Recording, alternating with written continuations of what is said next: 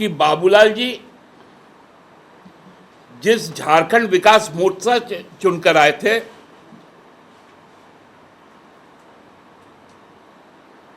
उस विधायक दल ने वर्तमान हेमंत सोरेन जी को राज्यपाल के समक्ष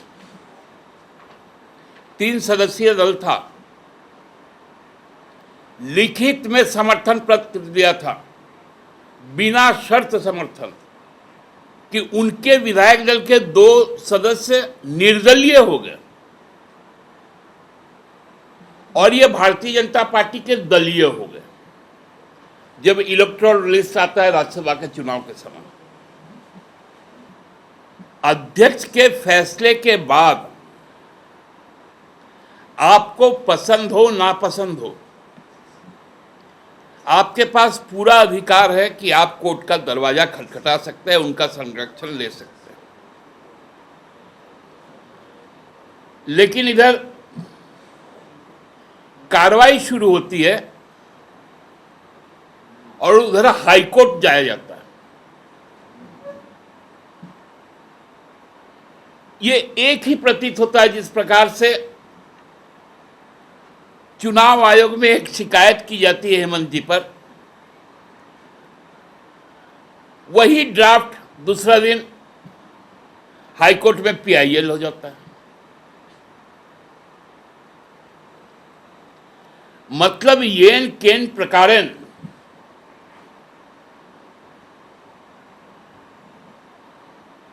आदिवासी मुख्यमंत्री को यहां से हटाओ। दिनेश उरांव जी भी अच्छे नहीं लगते थे, स्वाभाविक सा बात है, रविंद्रनाथ महतो जी कहां से अच्छे लगेंगे। मतलब अपने समय में हर पाप करो और जब पाला बदल लो तो उन पापों के बारे में सीधा सीधी बोल दो मुझे नहीं मालूम, क्योंकि जब तक चुनाव लड़ रहे थे तब तक तो जेवीएम में थे। उस समय शायद रेल मंत्री ने उनको दिल्ली जाने का टिकट नहीं दिया होगा कि कुतुब मीनार से कूद पड़ते, इसलिए जेवीएम से ही लड़े। फिर मिल गया उनको रेल का टिकट, तब बोले नहीं, रेल का टिकट लिए हैं तो हम श्यामा प्रसाद मुखर्जी मार्ग जाएंगे, दिल्ली तो जाएंगे, कुतुब मीनार नहीं जाएंगे,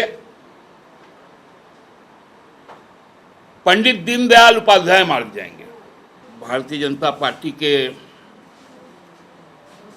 स्वयंभू नेता, स्वयंभू विधायक दल के नेता श्री बाबूलाल जी वर्तमान समय में कहां पर? विगत 2 दिनों से जब से मनरेगा मामले में ईडी का प्रकरण चल रहा है, तब से हमको लगता है भारतीय जनता पार्टी के 2 नेता श्री बाबूलाल मरांडी जी और श्री रघुवर दास जी, दोनों कहीं गुम हो गए। ये बहुत हमारे लिए चिंता का विषय है, क्योंकि बाबूलाल जी का रोज सुबह उठकर अखबारों में जब तक एक बढ़िया राजनीतिक चुटकुला नहीं पढ़ लेता था तब तक दिन की शुरुआत अच्छी नहीं होती थी। 2 दिन से उसको मिस कर रहे हैं। विगत 2014 से 2019 तक जब से उन्होंने अपने 5 विधायकों को भारतीय जनता पार्टी में शामिल करवाया था, तब से ही रोज 10वीं अनुसूची की बात करते थे। एक बात और करते थे, क्योंकि वो जिस पार्टी में है उस पार्टी की सरकार में 2006 में झारखंड विधानसभा में दल परिवर्तन के आधार पर निर्भरता नियम 2006 बना था, जो 10A का एक रीशेड्यूलिंग था। और आपको याद होगा कि इसी के तहत 11 एमएलए को 2009 में तत्कालीन स्पीकर आलमगीर आलम साहब ने दल बदल के मामले में उनकी सदस्यता खारिज की थी।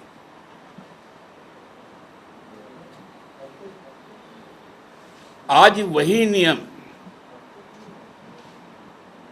जब माननीय विधानसभा अध्यक्ष के न्यायाधिकरण में है, तब से उनका और उनके पार्टी का एक आक्रमण हो रहा है माननीय विधानसभा अध्यक्ष पर। संवैधानिक रूप से ये एक गलत परंपरा है, क्योंकि आसन हमेशा निष्पक्ष होता है। हम लोगों ने देखा है सदन के संचालन के समय में विपक्ष द्वारा जितनी बार संरक्षण मांगी जाती है, जितने समय तक बोलने की इच्छा प्रकट की जाती है, सत्ता पक्ष को दबाकर भी विपक्ष के साथियों को पूर्ण समय का आवंटन माननीय अध्यक्ष जी करते हैं, और ये करना भी चाहिए, क्योंकि सदन में विपक्ष यदि नहीं रहा तो सदन की कार्यवाही, लोक कल्याणकारी कार्य संपादित होने में शायद कहीं ना कहीं कुछ दिक्कतें आ सकती। तो माननीय आसन पे ही सवाल उठाना, हम देख रहे थे 2 दिन पहले झारखंड गमन के पूर्व, मैंने झारखंड से गमन के पूर्व उनका एक बहुत लंबा चौड़ा अखबारों में स्टेटमेंट आया था विधानसभा अध्यक्ष को लेकर। उस वक्त हम लोगों ने सोचा कि उस पर बताएंगे, लेकिन फिर तो उसके बाद दिन ही कुछ नई डेवलपमेंट हो गई थी, इसलिए आज इस विषय को उठा रहा हूं कि आखिर बाबूलाल जी और उनकी टीम है कहां। मुझे कुछ सूत्रों ने बताया कि उनका और उनके सभी टीम मेंबर्स का मोबाइलें बंद आ रही हैं। राज्य का प्रथम मुख्यमंत्री का लोकेशन यदि ट्रेस ना होगा तो हमको लगता है कि ये गंभीर मामला है। उनको भी बताना चाहिए, क्योंकि अब तो हर जगह सोशल मीडिया उपलब्ध है, हर जगह डिजिटल प्लेटफॉर्म पर लोग उपलब्ध हैं।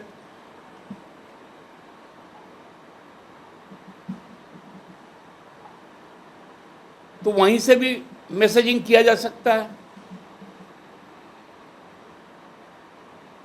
कि अध्यक्ष पे उंगली उठाकर चल जाना, उनके न्यायाधिकरण के प्रक्रिया पर सवाल उठाकर चले जाना, ये सही कदम नहीं।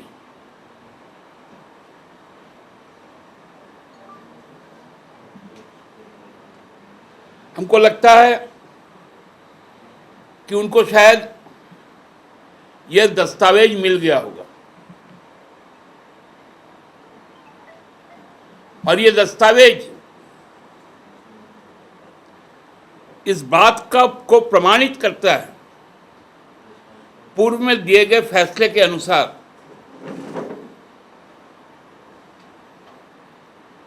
कि बाबूलाल जी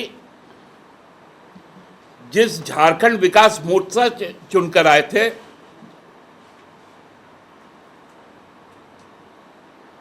उस विधायक दल ने वर्तमान हेमंत सोरेन जी को राज्यपाल के समक्ष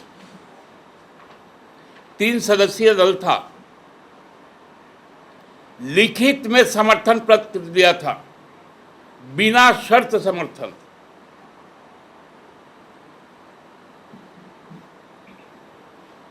और उसके बाद अचानक से, और ये समर्थन पत्र अलग विधायक दल के गठन के जो सदन का नेता उनके बने थे प्रदीप यादव जी, उसकी लिखित जानकारी माननीय अध्यक्ष जी को भी दी गई थी। उसी अनुसार उनकी बैठने की व्यवस्था भी हुई थी। लेकिन अचानक से एक खबर आ जाता है कि उनका भारतीय जनता पार्टी में वो चले गए, और फिर खबर आता है 2020 में कि उनके विधायक दल के 2 सदस्य निर्दलीय हो गए और ये भारतीय जनता पार्टी के दलीय हो गए जब इलेक्टोरल लिस्ट आता है राज्यसभा के चुनाव के समय।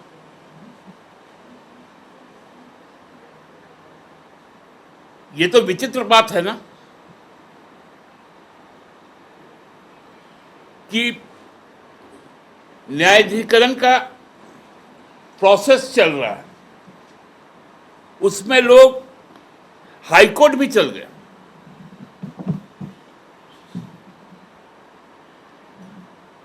अध्यक्ष के फैसले के बाद आपको पसंद हो नापसंद हो, आपके पास पूरा अधिकार है कि आप कोर्ट का दरवाजा खटखटा सकते हैं, उनका संरक्षण ले सकते हैं। लेकिन इधर कार्रवाई शुरू होती है और उधर हाईकोर्ट जाया जाता है। ये एक ही प्रतीत होता है जिस प्रकार से चुनाव आयोग में एक शिकायत की जाती है हेमंत जी पर, वही ड्राफ्ट दूसरा दिन हाईकोर्ट में पीआईएल हो जाता है। मतलब येन केन प्रकारेण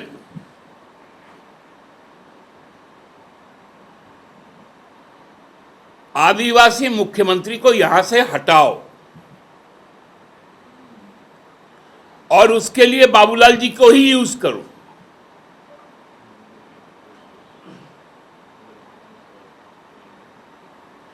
मुझे याद है 2003 में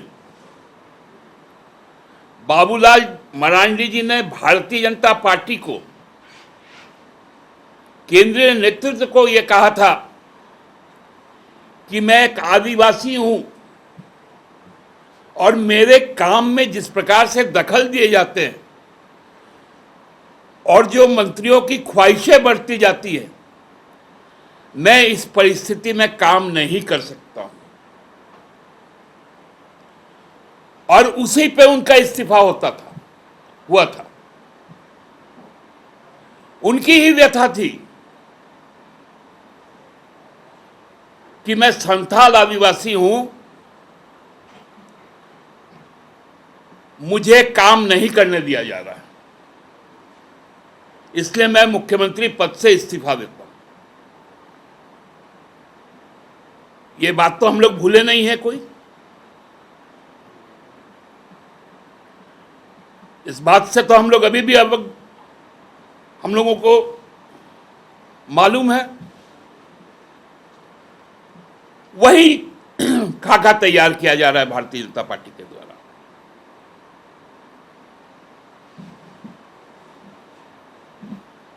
हमको लगता है माननीय अध्यक्ष जी पर सवाल उठाकर हम लोग भी विपक्ष में रहे हैं। 4.5 साल से ज्यादा अवधि तक 5 विधायकों का मामला तत्कालीन विधानसभा अध्यक्ष प्रोफेसर दिनेश उरांव जी के न्यायाधिकरण में था, लेकिन हम लोगों ने हर वक्त केवल एक ही डिमांड किया था कि माननीय अध्यक्ष जी आप निर्णय थोड़ा जल्दी ले लें। हमने न्यायाधिकरण पर किसी भी तरह का कोई प्रश्न चिन्ह खड़ा नहीं किया था, क्योंकि वो सदन के अभिभावक थे, सदन के संरक्षक थे। उनकी निष्पक्षता पर हमारा कोई डाउट नहीं था, कोई आशंका नहीं थी। यही बाबूलाल जी कोर्ट गए थे उस वक्त, हाई कोर्ट।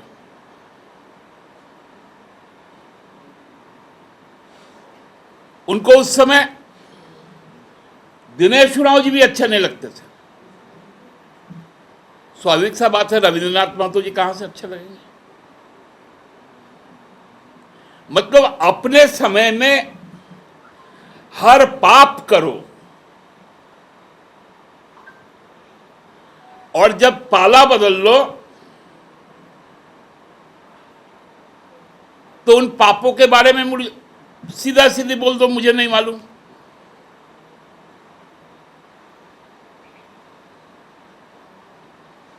क्योंकि जब तक चुनाव लड़ रहे थे तब तक तो जेवीएम में थे।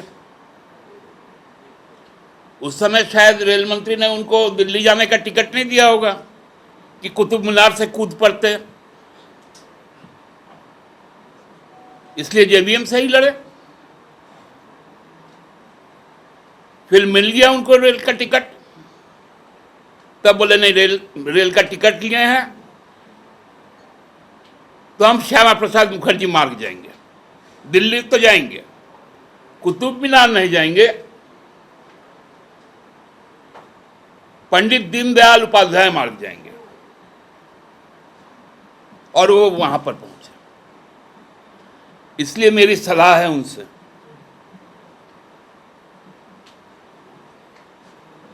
कि आपको धैर्य रखना होगा। आज अखबारों में हम लोगों ने पढ़ा है और सोशल साइट्स में भी हम लोगों ने देखा है कि अब अपीलीय नहीं, अब मेरिट पर फैसला होगा। यह माननीय अध्यक्ष जी का एक नियमन आया है। तो जब मेरिट पे फैसला होगा तो उस फैसले का इंतजार करना चाहिए, ना कि न्यायाधिकरण पर उंगली उठाना चाहिए। इससे आप अपनी विश्वसनीयता खत्म कर रहे हैं। आपके अंदर जो डर है, आपने जो गलत काम किया है, आपने जो राजधनवार की जनता को धोखा दिया है, झारखंड की जनता को धोखा दिया है, उस आत्मग्लानि के कारण आप इस तरह से आपका हरकत हो रहा है। इसलिए आप इंतजार कीजिए, फैसले को आने दीजिए, उसके बाद ही जहां जाना हो वहां जाएंगे। आज के लिए इतना ही था, धन्यवाद। दादा, तो क्या पार्टी सरकार से रिक्वेस्ट करेंगे कि बाबूलाल मरांडी को खोज के लाया जाए? पहला तो वही अपना ट्रेस दे देना। हमने तो कहा है कि कहीं से भी मैसेजिंग कर दे कि हम कोलकाता में हैं या कोलकाता से बाहर कहीं गए हैं या दिल्ली में हैं, कहीं पर भी हो, एक मैसेजिंग हो जाएगा तो बस उतना ही हो जाएगा। बाकी यदि फोन ऑफ है तो फिर तो आप ट्रेस कर ही नहीं सकते किसी को। और एक बात आप पीसी में कहे कि वोटिंग के दौरान 2 निर्दलीय हो जाते हैं, एक भाजपा के, तो आयोग वो भेजता है वोटर लिस्ट, उस पे भी आपको संदेह है?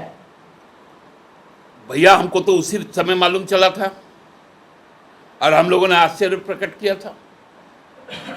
आज भी इसलिए आश्चर्य प्रकट कर रहे हैं कि जब तक फैसला आया नहीं तब तक घोषणा हो गई, और जो विधायक दल का अध्यक्ष होने के नाते पार्टी का उन्होंने जिस विधायक दल की बैठक आहूत की थी उसका निर्णय स्पीकर के पास आज भी रखा हुआ है। वो कागज से मरा नहीं है और ना कागज कभी मरता है, तो स्थितियां तो स्पष्ट होनी ही चाहिए ना। तो आयोग पे पहले से आपको आशंका था जो सामने आया, अब हेमंत जी को भी लेकर आयोग पे आशंका है। हाँ। आपको लग रहा है कि डर है यहाँ भी आयोग बिना कुछ सुनने समझे कुछ ले लेगा निर्णय? नहीं, कल तो हम जवाब, कल तक का समय है, हम लोग, हमारा जो लीगल टीम है उस पर काम कर रही है।